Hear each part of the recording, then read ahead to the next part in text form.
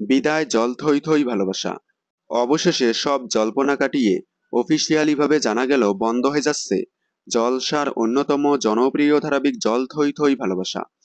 ধারাবাহিকটি শুরু থেকে টিআরপি তালিকায় জায়গা করে নিলেও, তাছাড়াও বর্তমানে স্লট লিড থাকলেও হঠাৎ করে বন্ধ হয়ে যাচ্ছে জল থই থই ভালোবাসা।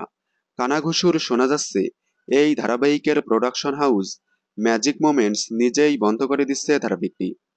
যেমন এর আগেও ধুলোকণা ধারাবাহিকটি রাত ৮টা স্লটে স্লট লিড থাকলেও হঠাৎ করেই বন্ধ করে দেওয়া হয়েছিল। এবার ঠিক তেমনটাই ঘটল জল থই থই ভালোবাসা ধারাবাহিকটির সাথে। ধারাবাহিকে এখনো অনেক কিছু দেখানো বাকি আছে, এতেই বন্ধ হয়ে গেল। ধারাবাহিকের প্রধান নায়ক আসমান জল থই থই ভালোবাসা শেষ হতে না হতেই স্টার জলসার হরগৌরী পাইস হোটেল ধারাবাহিকে প্রধান চরিত্রে ফিরতে চলেছে।